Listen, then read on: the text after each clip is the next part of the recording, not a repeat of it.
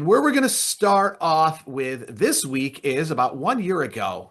Fight Nation on Sirius XM, which was a channel that covered pro wrestling, MMA, boxing. It had shows for all those kind of things.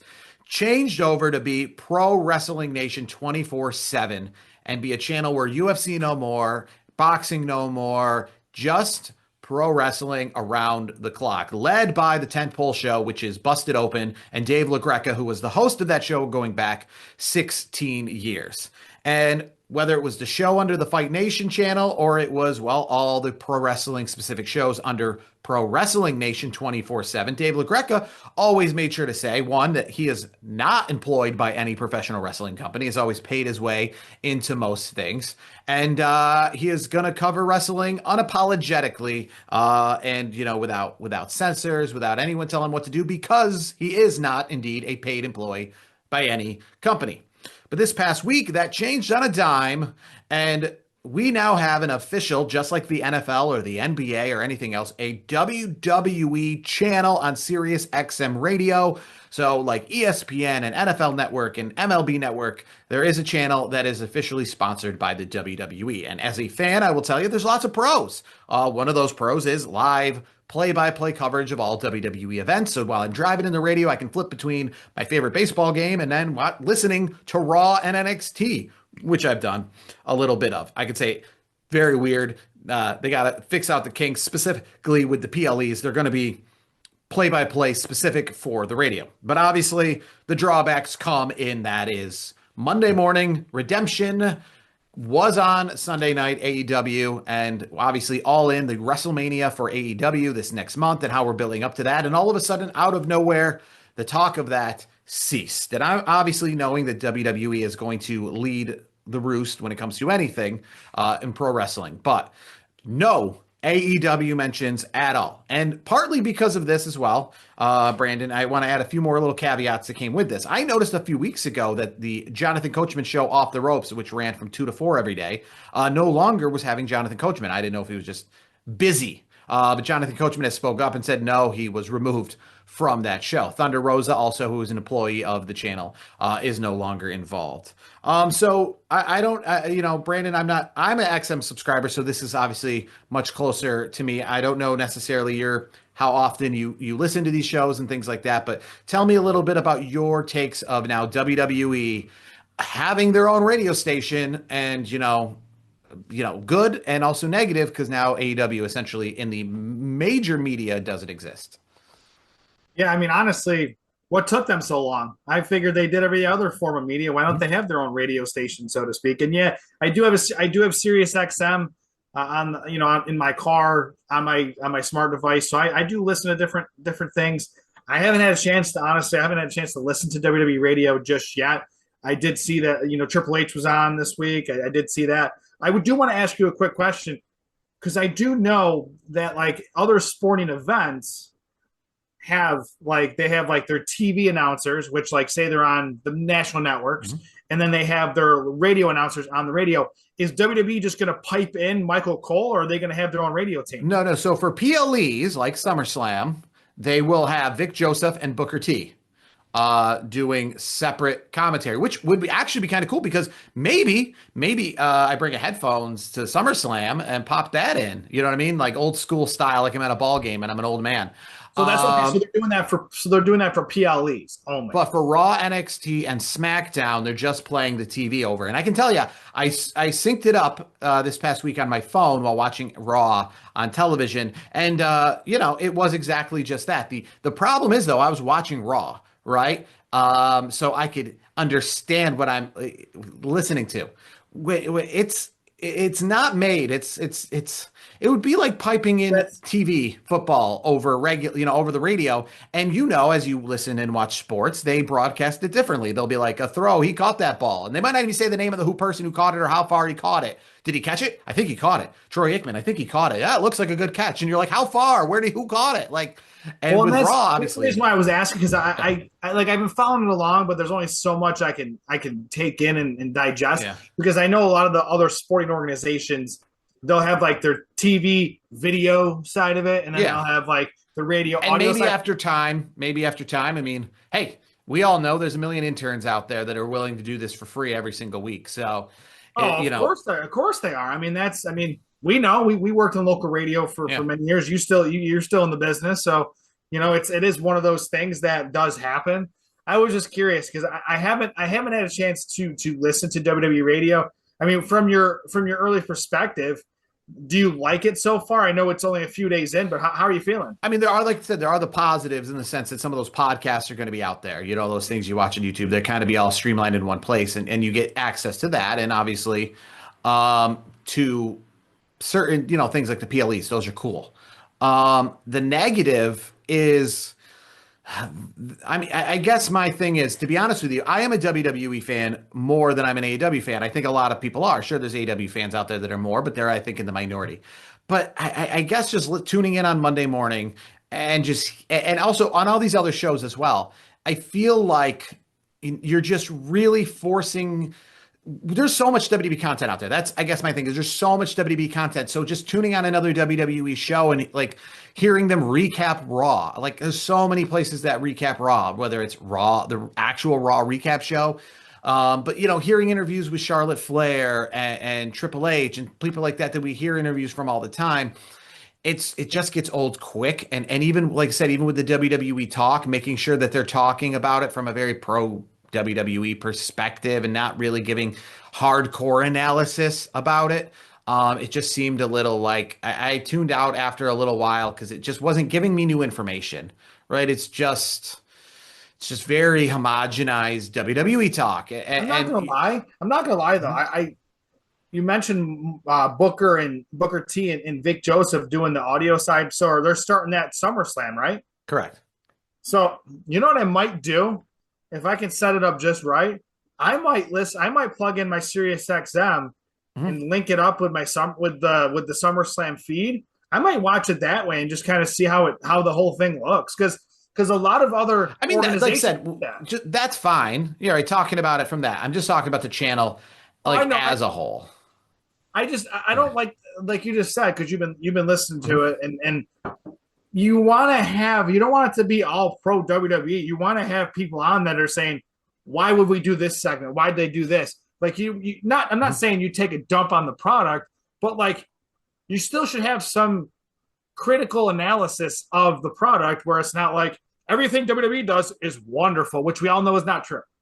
Yeah, and also too, like the fact that you then can't compare really, like you can't say like you can't compare WWE guys to AEW guys and have that kind of mashup, right? It's always got to be specific, like meaning that even if you're not talking AEW and Ring of Honor or New Japan, like as we all know, right? I remember like back in the day, there would be like videos that WCW would put out or WWF would put out about the history of Hulk Hogan, and they would be very much like in 1995, Hulk Hogan came into existence in WCW. You're like, oh, he's got a long story. You know what I mean? So once WWE bought all those other companies, it was actually great because then we started seeing those DVD packages that were really telling a full career story. And with the ability to just be able to add AEW in there or add Ring of Honor, add New Japan, those kind of elements into even WWE talk, if you're talking about Raw and just kind of like comparing, because Denise Salcedo, every single Saturday, one of the shows she does is who won the week, right? And they talk about every show that week and what show was the best show. And now they're just going to be, did you like Raw or did you like SmackDown? Like, they're not going to say, did you like Dynamite? Did you like TNA? Did you like NXT? Did you like all of these shows? Collision. And they would go through all the shows. And one thing I think that's very annoying, if you will, that's coming up sooner than later, right? Is we all know WrestleMania in Saudi Arabia. And regardless, we all know that is something to critique. And that is something that is considered negative. We know it's negative enough that so many people are talking about AEW's counteractions to it and things like that. And whether like people hate it or just regular hate it, the point is, it's not positive. I could put a poll out today and say, would you prefer that WrestleMania was in Saudi Arabia or somewhere else? And I'm going to guess 99.9% are going to say somewhere else, even if it's not America. Just the idea that it's just like it's going to be on at a weird time. It's going to be on at a place that I'm not going to get to go to. Do you think Tony Khan's going to pivot and maybe on his broadcast, like Dynamite, all his PLEs, do you think maybe they'll start pushing their own podcasts even more so? Like like Tony Schiavone doing stuff and JR. Yeah, but again, I do really actually think that that'll probably be something. Like they'll have, I know obviously like AEW, TNA, they all get their own streaming services, right? TNA Plus, AEW Plus, like those kind of things. The problem is they don't have as much weight. The best part about the Pro Wrestling Radio channel is because it had the space, right? There's so many podcasts and so many things about wrestling, as we know, as we're a part of. But that actually was like had the space. And listen, I don't fault SiriusXM Radio. I don't fault WWE. It's a perfect move. There's no negative to any of those places. There's no negative to Dave LaGreca. He really doesn't have a choice. And for him he got a promotion. I'm not going to lie, right? If we became a WWE sponsored podcast, we're going to take it 100% of the time. But it's just, I wish there was a way. Though. I think there's an opportunity for somebody on the AEW side, whether it's folks like us, but maybe they're an AEW diehard, and maybe they can get build themselves up to make themselves a powerhouse and be like, hey, you know what, we had it on Sirius XM for years and years. WWE took us out, so we didn't have a way to hear about it, talk about it, this, that, and the other thing. I guess what you're talking about, though, is a pro AEW thing, and that's a negative, too, because, again, if we're just in our bubbles, right, if you're just WCW and WWE back in the day just promoting themselves, instead of some middle ground that critiques both of them and has no stake in either of them. AEW fans where I think they would want something like that, because there are a lot of AEW diehards that don't like the WWE product. I mean, I'm not saying the numbers are as big as WWE, because that's not even remotely true, but there is enough of an audience that watches AEW, follows it, very active on social media, where there could be a pro AEW show. And obviously we got the pro WWE, radio network, we'll call it. I agree, though.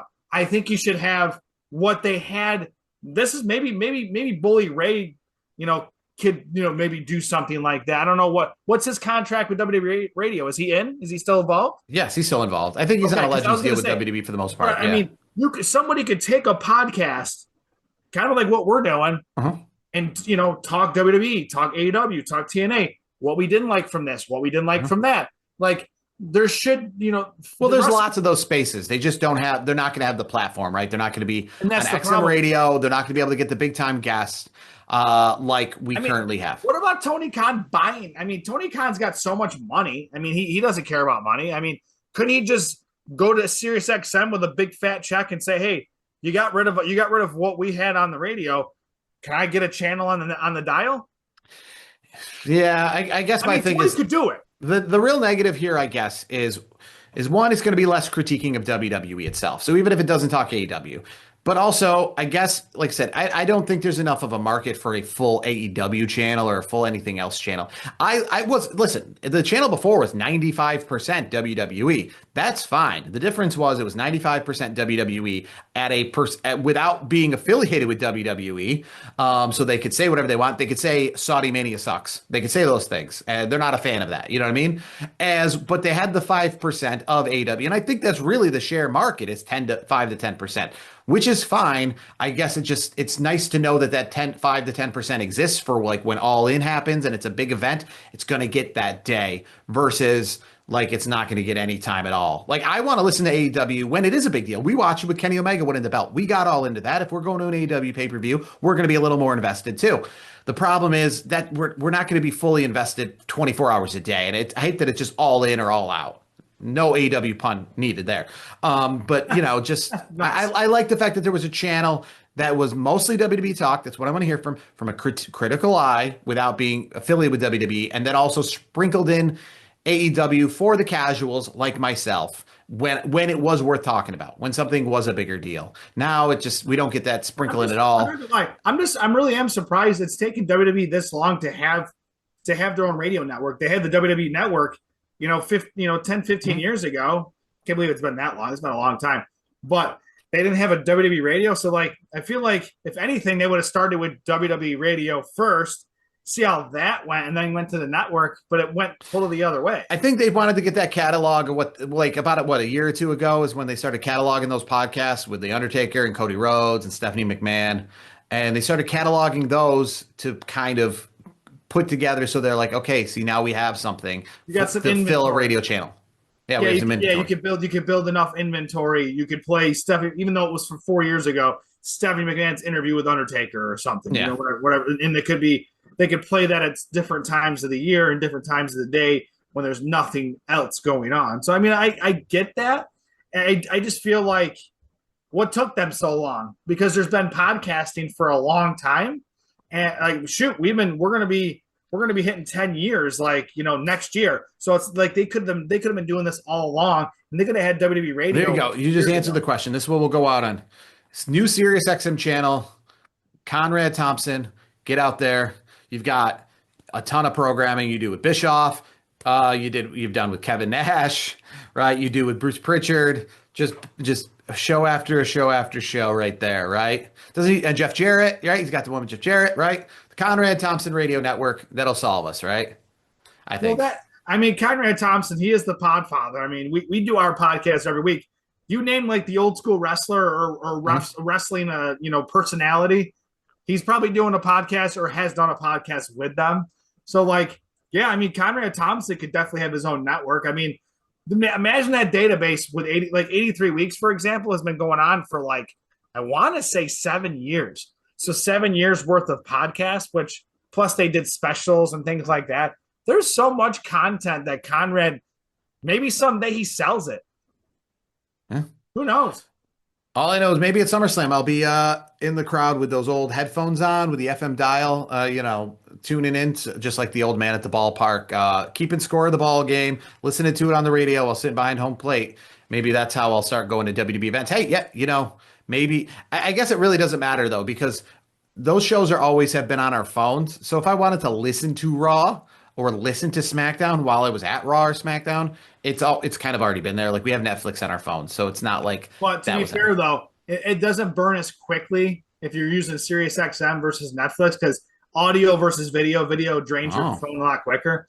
So on the audio side of it, you could just all you do is you press the play button, you got your headphones in, and you're just watching the show and listening along. It's cool. It'll make it so that I can go to shows by myself more often because I'll feel less part of the crowd because I'll just be in my own world. So WWE Radio, it's been around for a week now, and we'll see how it succeeds. Positives, right? The WWE, our favorite thing, has got its own channel, which is cool, right? It puts it up there with NFL and NBA and all those things. So I think that's cool in itself that it's and I also think it's a little easier to digest when I'm telling people who are pro wrestling fans, who aren't pro wrestling fans, hey, WWE Radio, that's pretty much what they'd call it anyways. When you were a kid, right? Every video game system was called a Nintendo. So they're people like my dad, if he's in the car with me, if he sees me turn on Pro Wrestling Nation, he'd probably be like, "You're going to turn on that WWE radio?" He'd probably been already calling it that. So that's what wrestling is. When I say I'm going to wrestling, people go, "You mean like the WWE thing?" Or a lot of other people say, as in my household, the Pat McAfee thing, because people are fans of Pat McAfee. So they learned about WWE existing through Pat McAfee. So they always say, are you going to that? Oh, is it that Pat McAfee related thing? So sure, we'll take it where we can get it. WWE Radio exists.